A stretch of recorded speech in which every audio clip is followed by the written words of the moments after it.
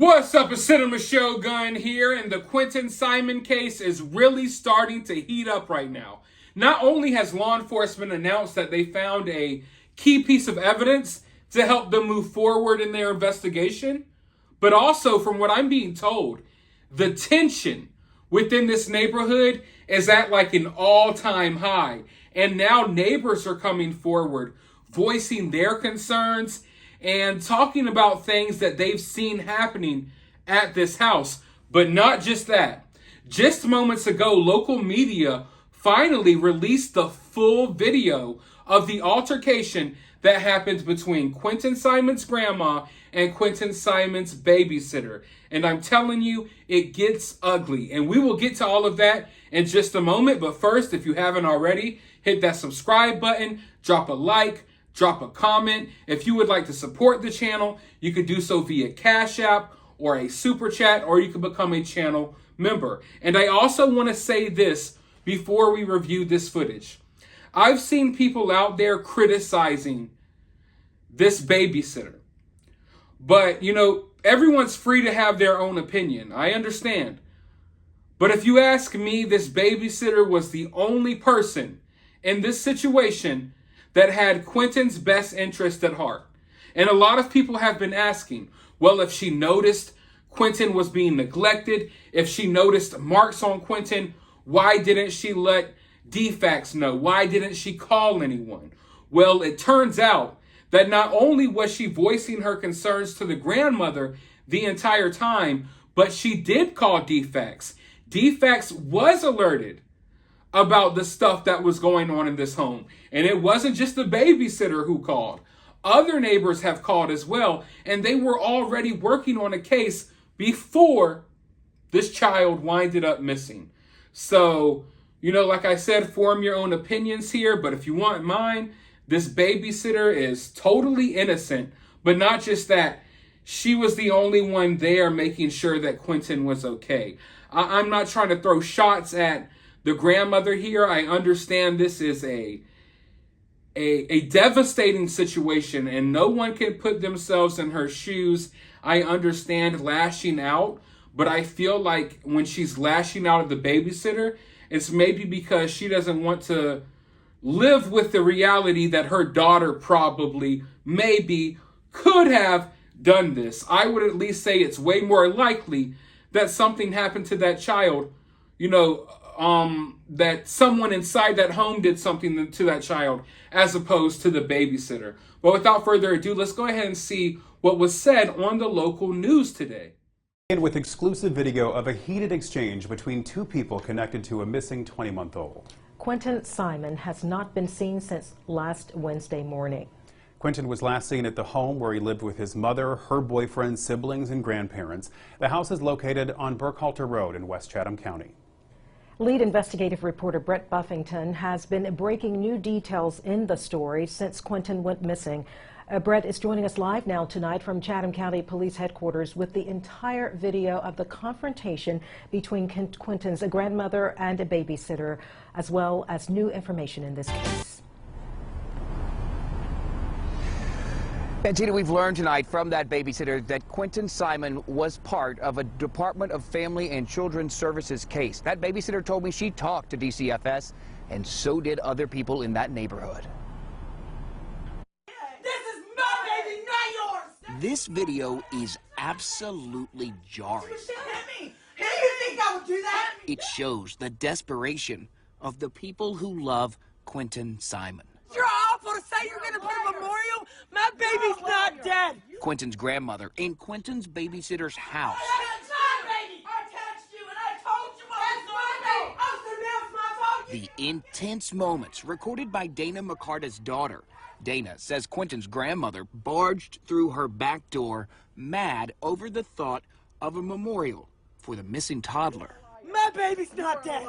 I think that she's trying to take the heat off of them. Diana talking with us today, telling me she's called Georgia's Department of Family and Children's Services about Quinton and his siblings before. DFACS told you there was a case. Yes, absolutely. Diana isn't the only neighbor here to tell us they were concerned about the children in this home. I was afraid he was going to get hit.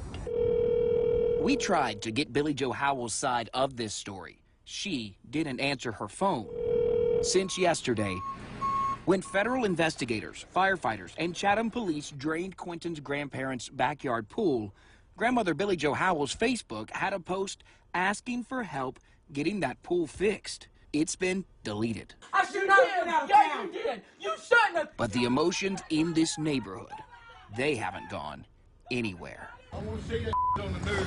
Oh, it's gonna be. We learned from Chatham County Police today that they have evidence in this case, evidence that they believe will take them to the next step or break in the case. They didn't tell us what that evidence is. We do know that they have cell phone data and that they've collected evidence from Quinton's home, but we don't know what that cell phone data told them or what they took from that home. We are live tonight at Chatham County Police Headquarters. I'm Brett Buffington, WSAV News 3, on your side. Yikes! Oh, oof. Like I told you all, I tried to prepare you all. I told you that this family has a past, and I've heard a lot of things about them. I'm not going to go into details, but I've heard things. And the way the grandmother was acting in this video, it doesn't surprise me because of the things I've heard. However, while I will acknowledge that everything the grandmother did in that video was wrong, right? I think us as adults, we can acknowledge that. At the same time, I'm also going to acknowledge that this is a crazy situation. And if your child went missing and the only other connection outside of your family was one of these neighbors, would you go over there with hostilities? I mean, I don't know if we could really say for sure how we would react in this situation. Like she said, though, like the babysitter said when she was talking to the news reporter, it's like they're almost covering up what happened at their house by directing their energy over here at the babysitter. Because, I mean, who knows what happened? But it looks way more like something happened at their house as opposed to the babysitter did something. And I feel like she's going through, the grandmother and the family, they're going through the phases right now.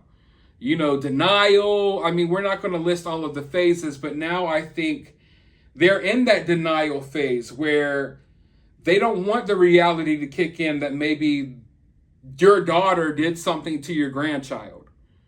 And if that means having to accuse the babysitter to make yourself feel better, maybe she would do that. Or, you know, in that mind state. That's what I'm trying to say. But, you know, it's a yucky situation for sure. And like I've been telling you all, there's just a lot of drama brewing.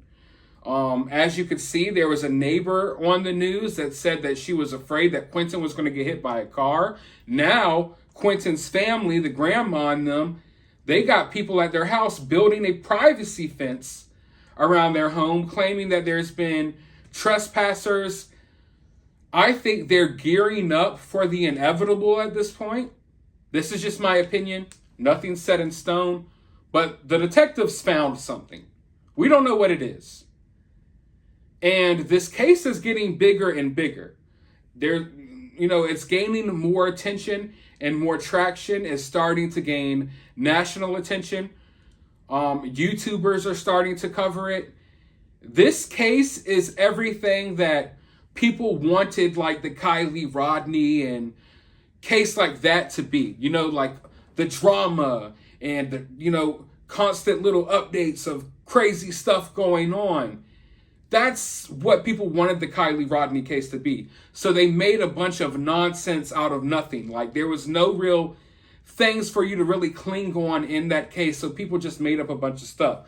But over here we have constant pops of drama and new little information. And the backstory is really weird because the family already has a murderer in the family, and they were neighbors to other people who buried their kids in the backyard. Yes, if you haven't already, go check out that video. The great-grandma lived right next door to the Crocker family, who actually killed and buried their kids in their backyard, and they were missing for years without anyone even knowing.